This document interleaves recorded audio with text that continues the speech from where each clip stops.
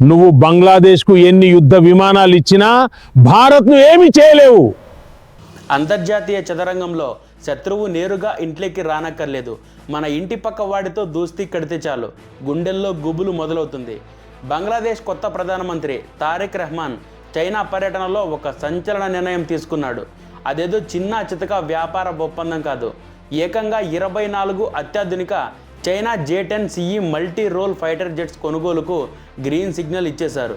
ఇది చూసి ఢిల్లీలోని రక్షణ శాఖ కారిడార్లలో హాట్ చర్చలు నడుస్తున్నాయి. భారత్ ఎందుకు ఈ డీల్ను ఇంత నిశితంగా గమనిస్తుంది? అటు పాకిస్తాన్ ఇటు బంగ్లాదేశ్ మధ్యలో చైనా. అసలు డ్రాగన్ వేస్తున్న ఈ వ్యూహాత్మక ఉచ్చు ఏంటి? ముందుగా అసలు ఈ యుద్ధ విమానం కథ ఏంటో చూద్దామండి. J-10CE అనేది చైనా గర్వంగా చెప్పుకునే 4.5 generation single engine fighter jet. ఇందులో అత్యాధునిక AESA రాడార్తో పాటు కంటికి కనపడని శత్రువును కూడా కిలోమీటర్ల దూరం నుంచి కూల్చేసే BVR beyond visual range missiles ఉంటాయి. ఇక్కడ మనం గమనించాల్సిన అసలు ట్విస్ట్ ఏంటో తెలుసా? భారత్పై ఎప్పుడూ విషం కక్కే పాకిస్తాన్ దగ్గర కూడా సరిగ్గా ఇవే J-10CE విమానాలు ఉన్నాయి. మొన్నటికి మొన్న జరిగిన ఆపరేషన్ సింధూర్ సమయంలో పాకిస్తాన్ వాయుసేన ఈ చైనా జెట్స్నే భారత్కు వ్యతిరేకంగా మోహరించింది. ఇప్పుడు బంగ్లాదేశ్ కూడా అదే రకమైన విమానాలను కొంటోంది. అంటే రేపొద్దున తూర్పున బంగ్లాదేశ్, పశ్చిమాన పాకిస్తాన్, రెండు వైపులా భారత్ ఒకే రకమైన చైనా రక్షణ ముప్పును ఎదుర్కోవాల్సి వస్తుంది. ఒకే అస్త్రంతో రెండు వైపుల నుంచి ముట్టడించేలా చైనా మాస్టర్ ప్లాన్ గీసింది. ఇప్పుడు అసలైన భౌగోళిక ముప్పు గురించి మాట్లాడుకుందాం. భారత్ మ్యాప్ను జాగ్రత్తగా గమనిస్తే ఈశాన్య రాష్ట్రాలను మిగతా భారతదేశంతో కలిపే ఒక చిన్న భూభాగం ఉంటుంది. దాన్నే మనం సిలిగురి కారిడార్ లేదా చికెన్స్ నెక్ అని అంటాం. దాని వెడల్పు కేవలం 20 నుంచి 22 కిలోమీటర్లు మాత్రమే. బంగ్లాదేశ్ కొంటున్న ఈ 24 ఫైటర్ జెట్స్ను ఉంచడానికి భారత్ సరిహద్దులోని సిలిగురి కారిడార్కు కేవలం 20 కిలోమీటర్ల దూరంలో ఉన్న లాల్ మోనిర్ హాట్ ఎయిర్ బేస్ను చైనా నిధులతో ఆధునీకరిస్తున్నారు. ఒక్కసారి ఆలోచించండి, రేపు చైనాతో యుద్ధం వస్తే ఈ లాల్ మోనిర్ హాట్ బేస్ నుంచి లేచే J-20CE జెట్స్ కేవలం 5 నిమిషాల్లోనే మన సిలిగురి కారిడార్ను కట్ చేయగలవు. అదే జరిగితే ఈశాన్య రాష్ట్రాలకు భారత సైన్యం వెళ్ళే దారి పూర్తిగా మూసుకుపోతుంది. ఇది కేవలం ఆకాశానికి సంబంధించిన ముప్పు మాత్రమే కాదు, సముద్ర గర్భంలో కూడా చైనా పాగా వేస్తుంది. శ్రీలంక, పాకిస్తాన్లు చైనా అప్పుల వలలో పడి హంబన్ తోట, గ్వాదర్ పోర్టులను రాసిచ్చేశాయి. ఇప్పుడు బంగ్లాదేశ్లోని కాక్స్ బజార్ వద్ద BNS షేక్ హసీనా సబ్మెరైన్ బేస్ను చైనా నిర్మించింది. అంటే బంగాళాఖాతంలో భారత నావికాదళం కదలికలను ప్రతి క్షణం చైనా రికార్డ్ చేస్తూనే ఉంది. ఇప్పుడు దీనికి తోడు వాయుసేన శక్తి కూడా తోడైతే భారత్ను చుట్టుముట్టే స్ట్రింగ్ ఆఫ్ పెరల్స్ వ్యూహం పూర్తయినట్టే అండి. నమ్మించి గొంతు కోయడంలో చైనా సిద్ధహస్తురాలు. బంగ్లాదేశ్ ఆర్మీ వాడుతున్న ఆయుధాల్లో దాదాపు 70% చైనా నుంచి వచ్చినవే. అంటే రేపు బంగ్లాదేశ్ సైన్యం బటన్ నొక్కాలన్నా దానికి చైనా సాఫ్ట్వేర్ పర్మిషన్ కావాలన్నమాట. ఇక్కడ $1 మిలియన్ ప్రశ్న ఉంది. బంగ్లాదేశ్ మనకు అత్యంత ఆప్తమిత్రుడు కదా, మరి మన కళ్ళెదుడే చైనా వైపు అది ఎందుకు మొగ్గు చూపుతోంది అని. ఇక్కడే చేతులు కాలాక ఆకులు పట్టుకున్నట్టయింది మన పరిస్థితి.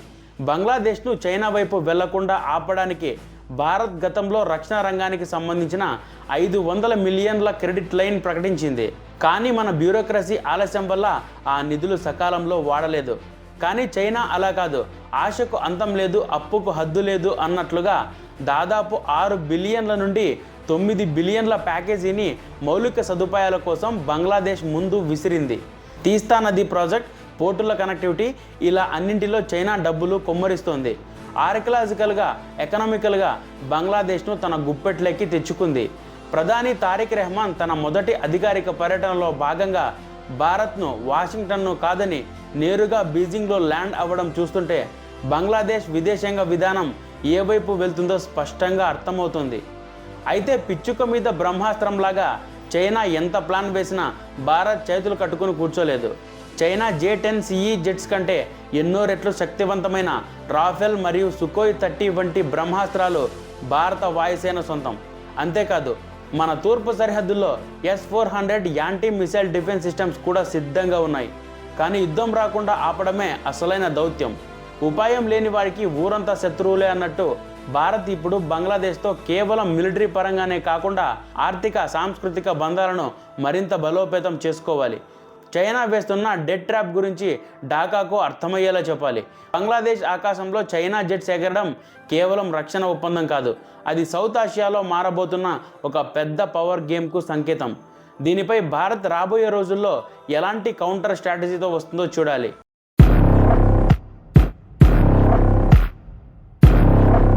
మోడీ గారు మా దేశానికి వారణాసి బిస్కెట్ పంపించడం చాలా ఆనందంగా ఉంది. ధన్యవాదాలు మిత్రమా. ఇలాగే మీ దేశం ఇంకా చాలా బాగా అభివృద్ధి కావాలి. వారణాసి అనగానే మనకు ఏం గుర్తొస్తుంది? పవిత్రమైన గంగా నది, మోక్షాన్ని ప్రసాదించే విశ్వనాథుడి ఆలయం, ఘాట్లలో మ్రోగే శంఖనాదాలు. కానీ ఇదే కాశీ పుణ్యభూమి సాక్షిగా అంతర్జాతీయ వాణిజ్య ప్రపంచాన్ని శాసించే ఒక సరికొత్త అధ్యాయం మొదలైందని మీకు తెలుసా? ఒకప్పుడు కేవలం ఆధ్యాత్మికతకు నిలయమైన ఈ నేల ఈరోజు గల్ఫ్ దేశాల ఆకలి తీర్చే ఇండస్ట్రియల్ హబ్గా ఎలా మారిపోయింది? ఇది కేవలం బిస్కెట్ల కథ కాదు, ఇది ఒక నమ్మకం, ఒక ప్రాంతపు ఆత్మగౌరవం మరియు అంతర్జాతీయ మార్కెట్లలో భారతదేశం సృష్టించిన సరికొత్త రికార్డు. కేవలం ఒకే ఒక ఆర్డర్ 40,000 కిలోల బిస్కెట్లు. సముద్రాలు దాటి ఒమన్ సుల్తానేట్లకు చేరిన ఆ మేడ్ ఇన్ ఇండియా సరుకు వెనుక ఉన్న అసలు డ్రామా ఏంటి? ఈ వీడియోలో తెలుసుకుందామండి. ఈ కథకు మూలం వారణాసిలోని ఖర్కియాన్ వుడ్ పార్కులో ఉన్న MS శ్రీ తిరుపతి బాలాజీ ఇండస్ట్రీస్. ఒకప్పుడు స్థానిక మార్కెట్కే పరిమితమైన ఒక సాధారణ పరిశ్రమ. ఇక్కడి కార్మికులకు తెలుసండి, తాము చేసే ప్రతి బిస్కెట్లలో నాణ్యత ఉంది అని. కానీ ఆ నాణ్యత ప్రపంచానికి ఎలా తెలపాలి? గ్లోబల్ మార్కెట్లో ఉన్న మల్టీనేషనల్ బ్రాండ్ల సరసన ఈ వారణాసి బ్రాండ్ నిలబడగలదా? సవాలు చాలా పెద్దది, కానీ వారి సంకల్పం అంతకంటే పెద్దది. సరిగ్గా ఇదే సమయంలో భారత ప్రభుత్వం ఒక చారిత్రాత్మక అడుగు వేసింది. ఇండియా మరియు ఒమన్ దేశాల మధ్య సమగ్ర ఆర్థిక భాగస్వామ్య ఒప్పందం CEPAను కుదిర్చింది. అప్పుడు పన్నులు తగ్గిపోయాయి, తలుపులు తెరుచుకున్నాయి. కానీ ఆ తలుపులు దాటి గల్ఫ్ దేశాల్లోకి అడుగుపెట్టే ఆ మొదటి అదృష్టం ఎవరికి దక్కుతుంది? ఇక్కడే సీన్లోకి వచ్చింది APEDA సంస్థ. వారణాసి మట్టిలో ఉన్న ప్రతిభను గుర్తించి అంతర్జాతీయ వేదికపై తీసుకెళ్లడానికి రోడ్ మ్యాప్ సిద్ధం చేసింది. కానీ అంతర్జాతీయ ఎగుమతులు అంటే అంత తేలిక కాదండి. ఒమన్ దేశపు ల్యాబ్ ప్రమాణాలు చాలా కఠినమైనవి. రుచి, నాణ్యత, ప్యాకింగ్ చాలా హైజీన్గా ఉండాలి. ఇలా ప్రతి విషయంలోనూ 100% పర్ఫెక్ట్గా ఉండాలి. ఒక చిన్న తప్పు దొల్లినా మొత్తం కంటైనర్ రిజెక్ట్ అవుతుంది, లక్షల రూపాయలు నష్టం వాటిల్లుతుంది. దేశం పేరు ప్రతిష్టలు ముడిపడి ఉన్న క్షణాలు అవి. రాత్రింబవళ్ళు ఫ్యాక్టరీలో లైట్లు బంద్ కాలేదు, కార్మికులు శ్రమించారు, అధికారులు పర్యవేక్షించారు, ప్రతి బిస్కెట్ను ఒక శిల్పంలా మరిచారు. చివరకు ఆ క్షణం రానే వచ్చింది. ల్యాబ్ పరీక్షలన్నీ పూర్తి అయ్యాయి. వారణాసి బిస్కెట్ అంతర్జాతీయ ప్రమాణాల యుద్ధంలో గెలిచింది. కస్టమ్స్ అధికారులు సీల్ వేశారు. ఒమన్కు వెళ్లేందుకు 40 మెట్రిక్ టన్నుల సరుకు సిద్ధమైంది. ఇక మొదలైంది అసలు మహాప్రయాణం. వారణాసి నుండి ఒమన్, ఇది కేవలం కొన్ని కిలోమీటర్ల దూరం కాదు, ఒక సరిహద్దులు దాటే సాహసం అండి. వారణాసి ఖర్కియాన్ ఫుడ్ పార్క్ నుండి బయలుదేరిన ఈ భారీ ట్రక్కులు మొదట చేరుకుంది కాన్పూర్లోని ఇన్లాండ్ కంటైనర్ డిపోకు. అక్కడ కఠినమైన కస్టమ్స్ క్లియరెన్స్ ప్రక్రియ పూర్తి అయింది. కానీ ప్రయాణం అక్కడితో ఆగలేదు.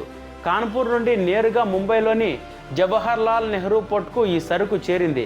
భారతదేశంలోనే అతిపెద్ద కంటైనర్ పోర్ట్ అండి ఇది.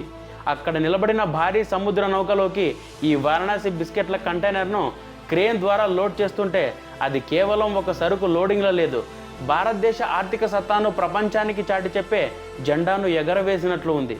అరేబియా సముద్రపు అలలను చీల్చుకుంటూ ఆ ఓడ ఒమన్ దేశం వైపు ప్రయాణమై సాగింది. గతంలో వారణాసి అంటే కేవలం మామిడి పండ్లు, పచ్చిమిరపకాయలు లాంటి వ్యవసాయ ఉత్పత్తుల ఎగుమతులకు మాత్రమే పరిమితం అనుకునేవారు.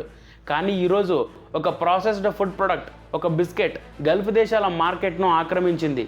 CEPA ఒప్పందం తర్వాత వారణాసి నుండి ఒమన్కు వెళ్ళిన మొట్టమొదటి హిస్టారికల్ కంటైనర్ ఇదే.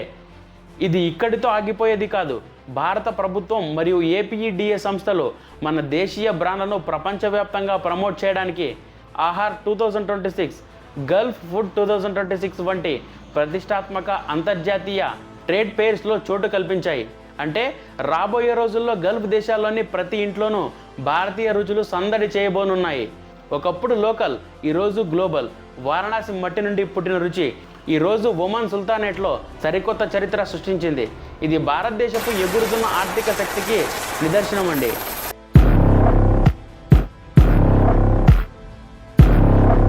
రామపోస గారు, మీ దేశానికి రేనాల్డ్స్ కార్లను పంపిస్తున్నాం, భవిష్యత్తులో ఇంకా పంపిస్తాం. ధన్యవాదాలు మోడీ గారు. జూన్ 22, 2026 అది చెన్నై ఎన్నూర్ పోర్ట్. అలల చప్పుడు అంతా నిశ్శబ్దం. కానీ ఆ నిశ్శబ్దాన్ని చీలుస్తూ ఒకేసారి వందలాది ఇంజన్లు గర్జించాయి.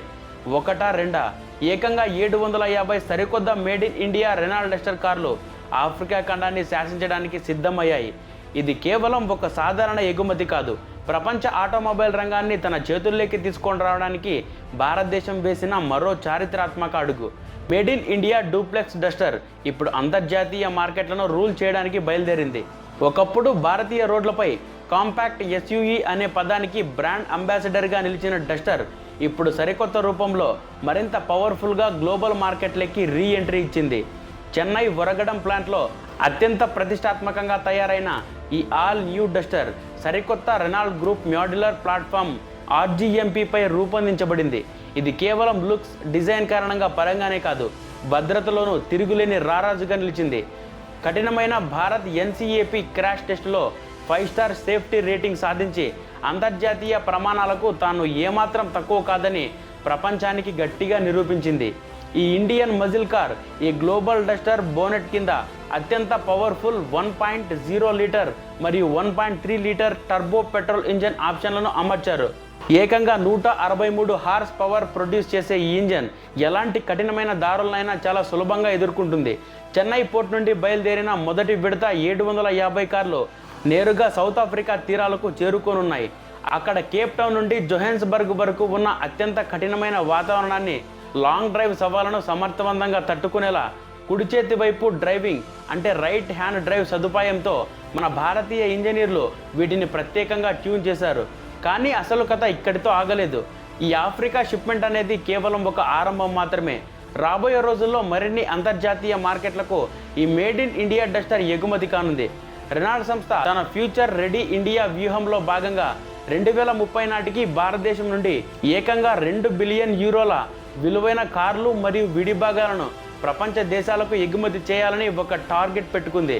దీనిని బట్టి అర్థం చేసుకోవచ్చు, మన దేశం కేవలం కార్లను కొనుక్కునే మార్కెట్ మాత్రమే కాదు, ప్రపంచ దేశాలకు కార్లను సరఫరా చేసే గ్లోబల్ ప్రొడక్షన్ హబ్గా మారిపోతుంది. ఒకప్పుడు విదేశీ టెక్నాలజీ మరియు విదేశీ కార్ల వైపు ఆశగా చూసిన మనం ఈరోజు ప్రపంచానికి సరికొత్త గ్లోబల్ స్టాండర్డ్ కార్లను ఎగుమతి చేస్తున్నాం. Made in India Renault Duster సాధించిన ఈ అంతర్జాతీయ విజయం ప్రతి భారతీయుడు గర్వించదగ్గ విషయం.